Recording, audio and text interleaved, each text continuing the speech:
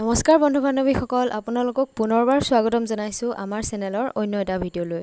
বন্ধু-বান্ধৱীসকল, এপিএছচিৰ তৰফৰ পৰা 46টা লেকচাৰৰ পদৰ বাবে আবেদন বিচৰা হৈছে আৰু ইয়াৰ বাবে আগ্ৰহী প্ৰাৰ্থীসকলে 26 ছেপ্টেম্বৰ 2022ৰ ভিতৰত আবেদন কৰিব লাগিব।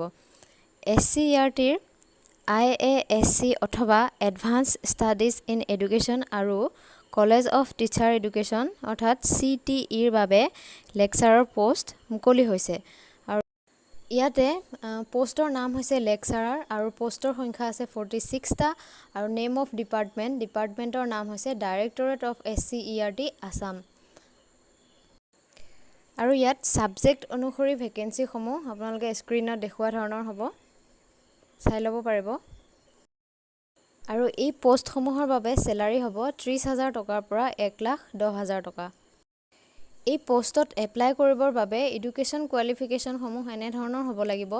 নাম্বাৰ 1ত আছে মাষ্টাৰ ডিগ্ৰী 55% থকা হ'ব লাগিব আৰু MAd তাতো 55% থকা হ'ব লাগিব আৰু ইয়াৰ উপৰিও নেট স্লেট আৰু PhD থকা হ'ব লাগিব। বন্ধু-বান্ধৱীসকল, ইয়াৰ বাবে আবেদন প্ৰক্ৰিয়া আৰম্ভ হৈছে 26 আগষ্ট 2022ৰ পৰা আৰু ইয়াৰ লাষ্ট ডেট হৈছে 26 ছেপ্টেম্বৰ 2022। আজিৰ ভিডিঅ'টো ইমানেই আছিল আৰু এনেধৰণৰ গুৰুত্বপূৰ্ণ ভিডিঅ'সমূহ পাই থাকিবৰ বাবে চাই থাকিব আমাৰ channel education and job info.